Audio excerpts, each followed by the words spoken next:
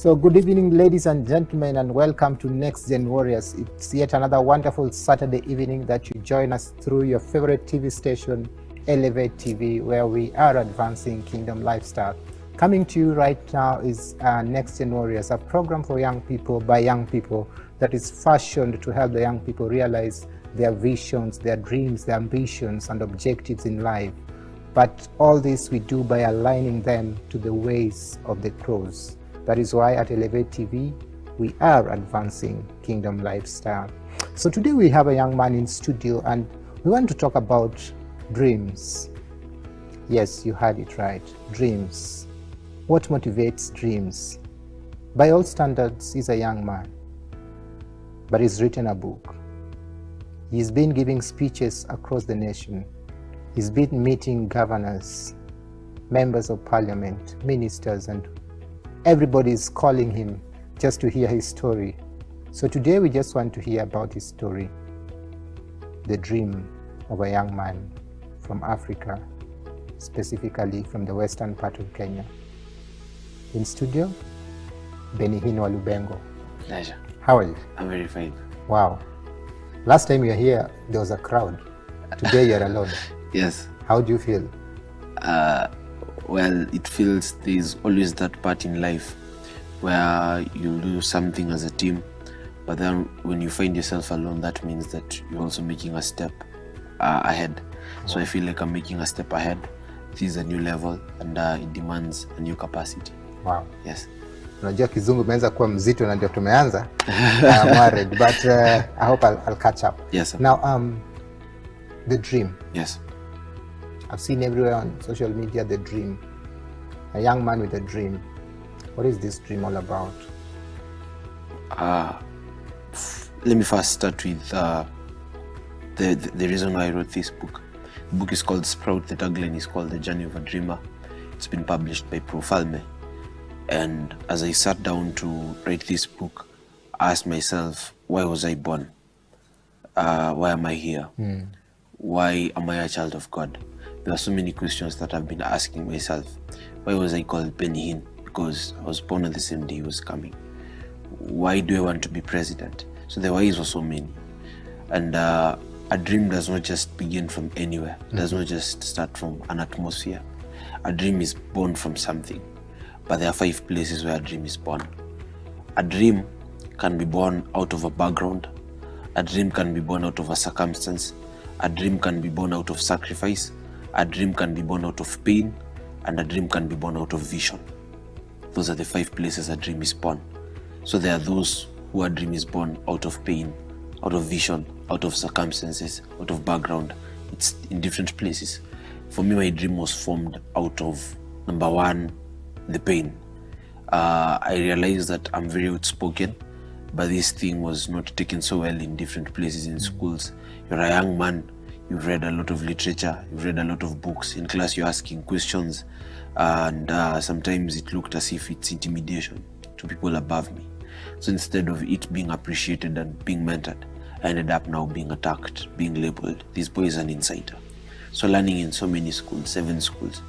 That is primary or high school? High school. 7? Yes. I 7 think high schools. You hold one of the records, right? So so by the time I was meeting Pastor T, I'd learned in so many schools. Yeah. And there was a story born from it. But then when I met him, there was so much pain and rebelliousness by nature. Because now when you know people are labeling you as an insider, by the virtue that these people are above you, it now becomes a reality in your life. That wherever you go, you'll always incite people. So I have a voice, I have good grammar, I'm winning awards, best male debater regionally in different regions. But then when I go back to school, when I speak to people, I just tell them, let's not do this because of this and this and this. So you're not giving solutions, but you're inciting people. But then now when I met T, he told me, you know what, you have a powerful voice. You can influence people. But then why are you influencing them? What are you influencing them to do? So now my dream was now born out of vision. It now changed from pain to now become vision. So it became now vision. The inspiration and the motivation was different. I was now waking up in the morning looking at what I want. There are 2 things that should always move a man in life. Where you've come from should always remind you that there has been a God who has been holding your hand. Where you want to go should always remind you that there is a God who is watching over you. So I need you to repeat those statements. Those statements are very heavy and Yes. loaded. Yes. Even without explaining. Yes. There are two things that should drive a man. Where you've come from should from. always remind you that there is a God who has been holding your hand. It will ground you to be humble. Yeah. It will ground you to be consistent. It will ground you to have character. But then now where you're going should always remind you that there is a God who is watching you. That is the reason you'll be waking up every morning. And one of the things I love most, a quote that speaks about a dream, it says that a dream is not what you see while sleeping. It is what you see and makes you not sleep. Wow. So a dream, I've been having many dreams in terms of, my major dream is to become president, but that's just part of it. My end goal is to build one of the biggest institutions in the world that will mentor young people for Jesus, to be good communicators, to be good at writing, to be good speakers all over the world, just for Jesus. I want to build the biggest institution that will be a vacuum for young people to come there and just be taught in terms of capacity, in terms of leadership. That's my major goal. But one of my dreams is to become president. So I asked myself, okay, where does this dream start from? So I looked at the life of David, Joseph, Daniel. They began their dreams at a very young age. Like David by 16 was killing Goliath. So I asked myself, at this age, what can I do just to kick off my dream? So you need to find your Goliath at that age. I had to break down, because many people have a dream, but the problem is that they wait for the event of the dream. They don't go for the moments, because the dream has small moments of going to offices. You'll be denied appointments. People won't pick your calls. There are people who will intimidate you on your face. There are people who will promise you things. The dream has a journey. I've been there. People see you speaking, they tell you, wow, you speak so well, young man. Call me tomorrow on Monday morning. You call them on Monday morning, they're not picking calls. You call them on Tuesday, you call them on Wednesday, you call them on Thursday. You text them, they're not replying, and it goes that way. So a dream has the moments part, and it's interesting because you try out new things. Some fail, some succeed. You wake up tomorrow morning, you tell yourself, you know what, I'm only just a man, I live one day at a time. Wow. Yes. Wow. So that's in a nutshell the background of the dream. Yes, the background of the dream. So now I had to start by this. This was the first project of the dream. So this is the first project out of the dream. Because the dream has 3 stages. Yes. A dream has the preparation stage, it has manifestation, then it has elevation. So where are we with this? Right now it's manifestation stage. This is manifestation. Yes. Okay. I've been in the preparation stage in church. I've been learning. I've been a protocol for Pastor T and my spiritual father, Pastor Martin Mwirigi. Carry the Bible, I see how they speak, I see how they preach, I learn a few communication skills. I have also been reading books, doing research, practicing on different levels, offering myself to serve other people. That has been preparation, just packaging myself to understand where am I good at. Because one of the quotes also by Bruce Lee says that I don't fear man who has practiced 1,000 kicks, but I fear man who has practiced 1 kick 1,000 times.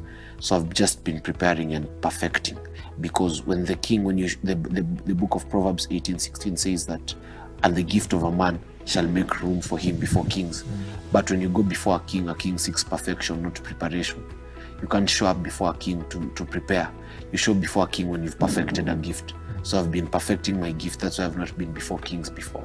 But right now I can show up before kings because it's now manifesting. So I had to start with this. I can just give a testimony about this book. Please do. When I was writing this book, number one, I had taken some months to write it while I was still in school in Form 4.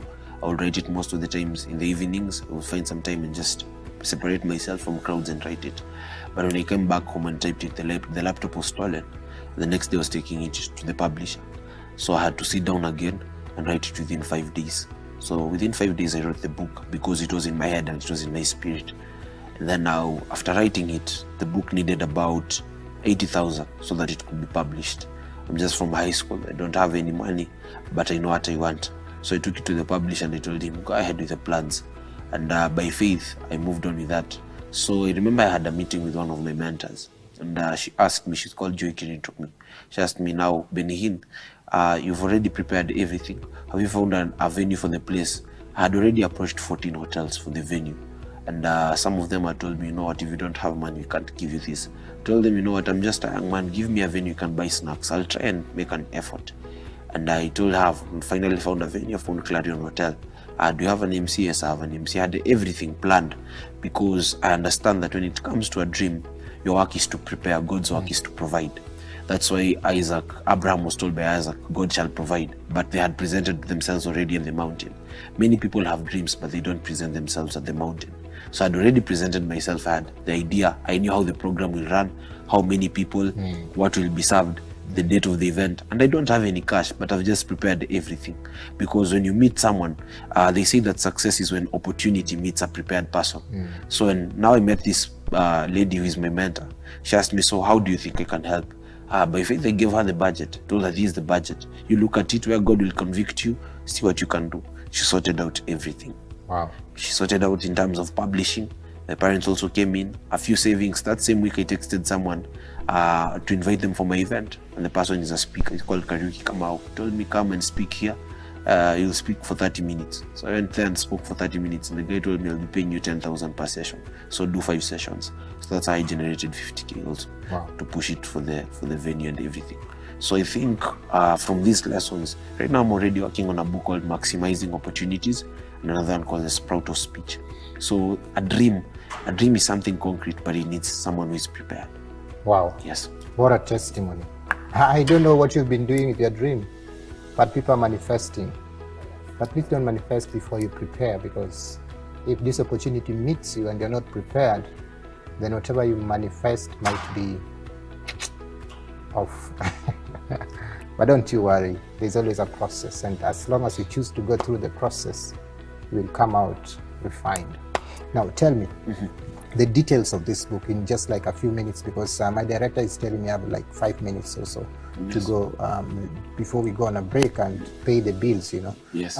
Tell me, give me the summary of this book. Somebody's like, okay, now he has written a book, Sprout. Yes. What about What is Sprout? Well, the book is here. Sprout comes from the word coming out. Sprout just simply means coming out. But in Greek, sprout means struggle to show up. Struggle to show up. To show up, yes. So I want us to imagine there's a plant, and this plant, number one, there is drought. This plant is not receiving enough fertilizer, but the plant is struggling to come out. In fact, the ground is even hard, but it's struggling to come out. This is the situation of every young person. There are 5 things in this life that you'll never choose. You just find them. Number 1 is your parents. You'll never choose your parents. Number 2 is your background. You'll never choose your background. You just find it. Number 3 is your nationality. Number 4 is your tribe. Number 5 is your skin color. You'll just come in this world, but you'll find it there. bleach. Yes, you can bleach, but you see now we never chose it. We are bleaching it because we never chose it. So there are 5 things now you'll never choose. You just find it there. But then there are 5 things that you can choose. Number 1 is your career. Number 2 is your lifestyle. Number 3 is your friends, your marriage partner, and your religion. So the 5 things that you can choose are the solutions towards the 5 things that you cannot choose. For example, the issue of backgrounds, how can you sort it out? If you go to religion and you have faith, and the other thing that you can choose is your career, or rather your lifestyle. Through your career and your lifestyle, you can prepare and package yourself to conquer the reality of backgrounds. So I wrote this book with a major intention to write to every young person that the challenges that are there can still sprout. It's the journey of a dreamer, that as long as you're focused towards something and you want it, and apart from just wanting it, you're going for it, and you have the grace and the backup of God, there's nothing that you can't do. You just I want you to hold that thought right there. Yes. Because we've just talked about one thing. When we come back, we are going to talk on the other 4 remaining things that you can change because of your dream. Don't touch that jar. We'll be back after a short break.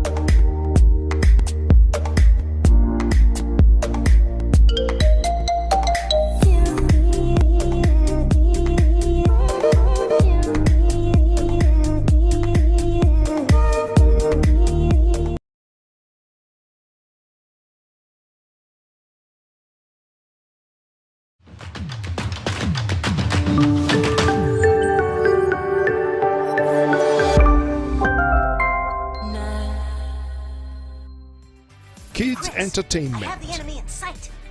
18 degrees by 4 degrees. Factors like inspiring moments, In life's journey, there is that one defining moment. I remember I touched them, they were still warm. And I just told them sorry. deep conversations on spiritual, political, and economic issues. In 2017, you offered your candidacy for the President of the Republic of Kenya. Top local gospel tunes,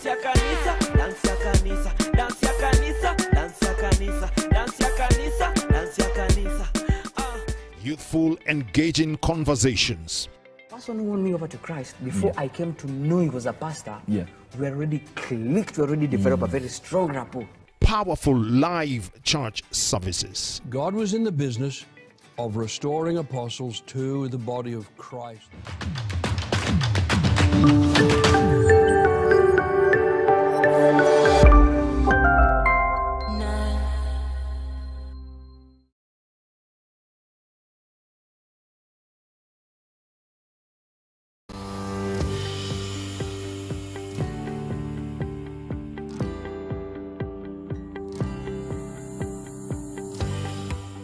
Welcome back to the second bit of the show. We are talking about the dream, and we're with one big dreamer, a young man who is doing tremendous stuff in the space. You know, in Kenya, it's just amazing. He's done so much. And just before we went on the break, he was giving us that I was telling us that there are 5 things that you can't change, and you don't choose them. And there is a way you can sort that, because there are other 5 things that you can choose, and he just began on the first one. So I want him to take us through the remaining 4. Yes. Yes. So I was also talking about the reality of families and homes. Yes. Because it's also covered in this book. We realize that even as let us look at dreamers in the Bible. For example, 4 dreamers. Number 1, Moses. Moses never got a chance to see his father.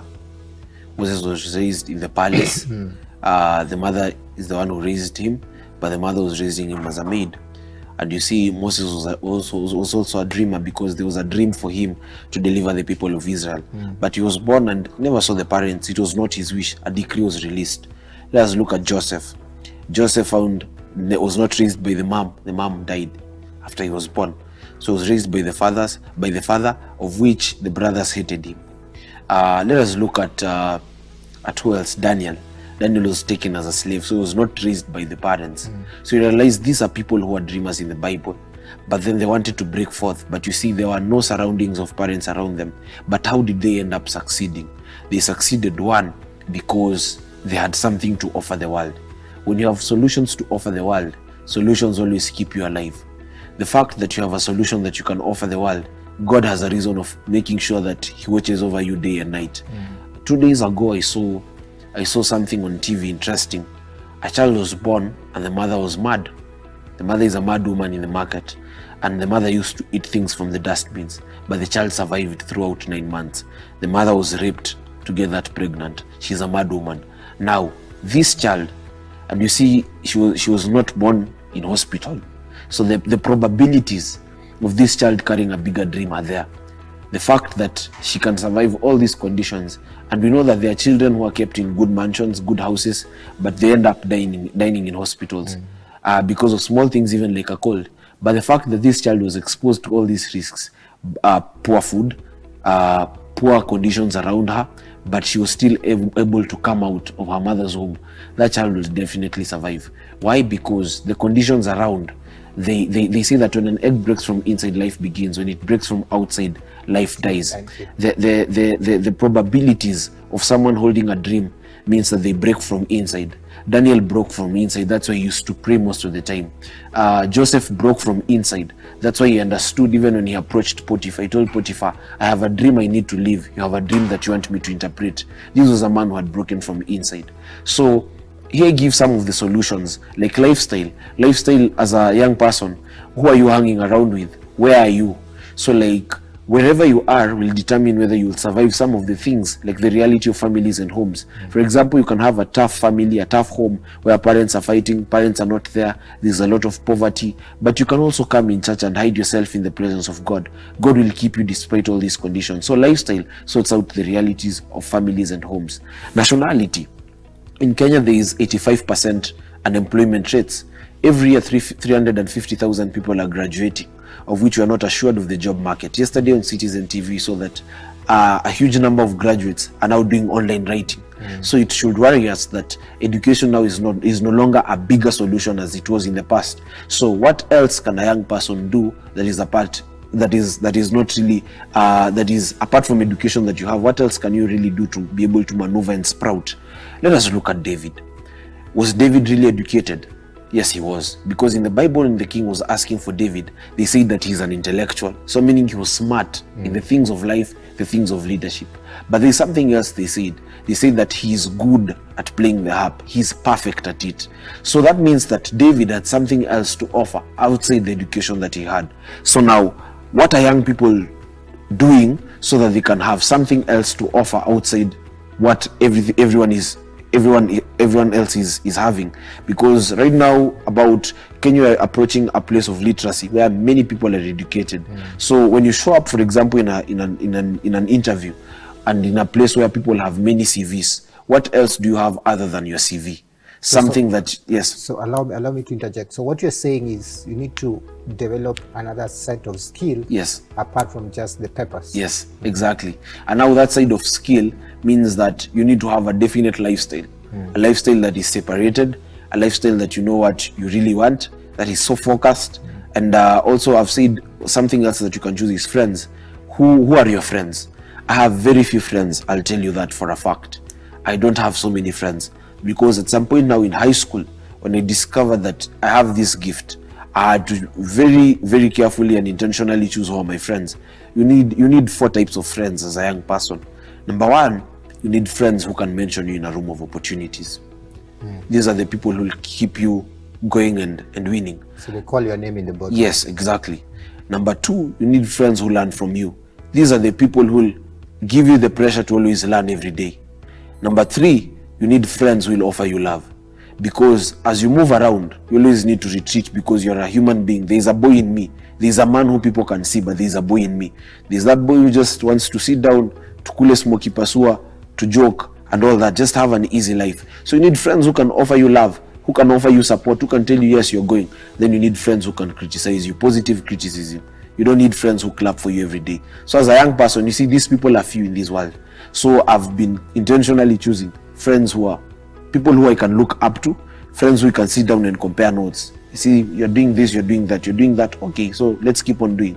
Because if you have friends who are just there, they'll be intimidated by you.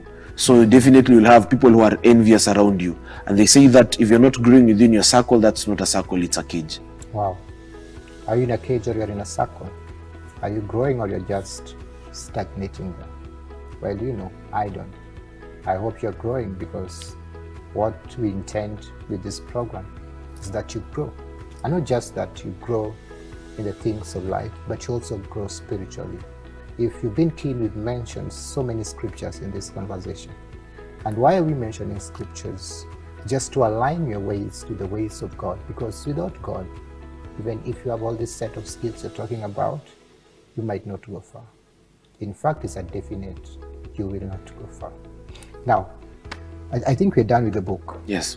Now that we're done with the book, yes, tell me about public speaking, the confidence. How do you sustain it? You've been around for a while, since your high school days as the great debaters. I remember watching it on KBC. Yes. And you just going. Just the other day you are in Isiolo. Yes. The other day I saw you in Kakamega.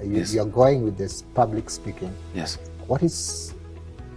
Where is this confidence coming from? As a young man, you know, you address so many huge crowds. Yes. The other day you are addressing a board of directors somewhere. I will not mention the company. Yes. So how do you get the confidence to the extent of going to talk to a board of directors where the CEO is sitting there, and I could see him looking at you like, and I was like, okay, something is happening, you know. Yeah. How do you get that confidence?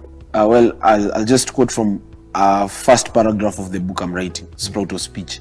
Public speaking has three things. The moment you stand up to speak, there are three components that you speak to. You speak to the mind, you speak to the heart, you speak to the soul. When people are excited, you're speaking to the mind. I can ask you just a simple question, bro.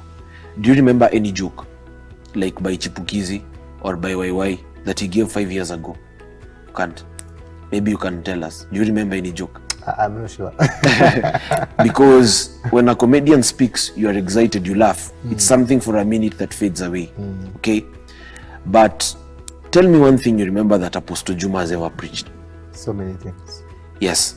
May you live forever. That's exactly. One of the statements. Exactly. Why? Because he spoke to the heart. Now tell me something that your mom has ever told you when you're young. So many things. Just one thing. Like she always tells me that this one she's said consistently. You're going to be a great person. Wow. You're going to be a now great she person. spoke to the soul.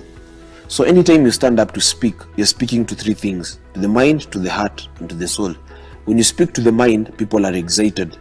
People will love you for a moment, but it will fade away after some time. When you speak to the heart, people listen to you, they respect you. When you speak to the soul, people are inspired and transformed. So in public speaking, once you understand that, you become very intentional with your words. Confidence has been a journey. Confidence, you build it every day. Confidence, no one can teach one to build it. There is no masterclass for confidence. There's only a masterclass for art of speech.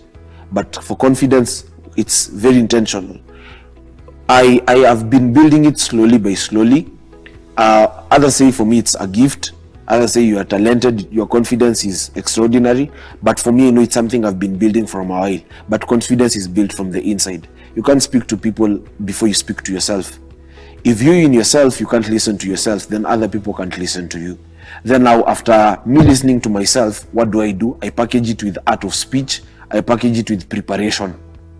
Because when I know I have the art of speech, I am, instead of fearing, I am more eager to speak to people. Actually, I love crowds. I prefer speaking in a place with 1 million people rather than in a place with 10 people. Because I love it. I love that there is a certain hormone, because there are three hormones when you speak. There is dopamine, there is oxytocin. There are three hormones. I'll speak about that next time when I come to the show. So I love it. I become more even excited. Why? Because I know I have a certain art of speech. There are three arts of speech. There's pathos, logos, and ethos. Pathos is the emotions. Like me saying, you know what, Collins, you're going to be great. God loves you. You just need to rise up. That is pathos. I've touched the emotions. Logos is now logic. When I come and tell you, you know what, there are 3,000 people in this world who are like you. Out of these 3,000 people who are like you, 1,000 don't know they are like you. So that is, I'm giving you facts. Now, ethos is that I'm speaking the reality on the ground. Is that all these people are poor, but one is rich. You're the one. Now, that is realities on the ground. So the fact that I have the art of speech, I've spoken to myself, it now builds the confidence. Now, preparation. When you're more prepared, that means you won't have something to fear. They say that fear is an acronym which says that fear everything and run, face everything and rise. So for me now, because I have to face everything and rise, that means I have to prepare. I have to prepare past myself. So when I now show up in front of people, I have the confidence from inside, I have the art of speech, and then now I'm prepared. So of course now it will just come out like a flow. Wow. Yes. And you know, we just come to the tail end of the program, and I'm not sure how time has flown. Yes. But I want you to face this camera where this young man Dan is. Yes. And speak to that young girl, that young boy watching us right now, and they're saying, manze mi nataka kuwa huyo boy manze, niongeleshe watu 3,000 na sifeel kitu manze. Yes. Niende niongee na governor wa Kakamega manze na sisikii kitu. Yes. Tell them, how do they do it in just 2 minutes before we wrap it up? Okay, I'll just say one thing, that you always have to find a reason to do something. In a race between an antelope and a lion, an antelope runs for life, the lion runs for food.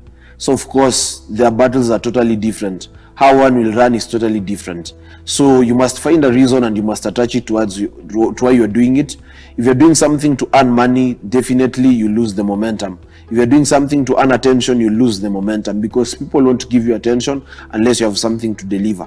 So now find a reason as to why you're doing something. Jesus Christ found a reason, that was salvation. Martin Luther King found a reason, that was a revolution. Nelson Mandela found a reason, that was apartheid. So find a reason as to why you're doing something. The moment you find a reason, they say that the foundation is as deep as the conviction.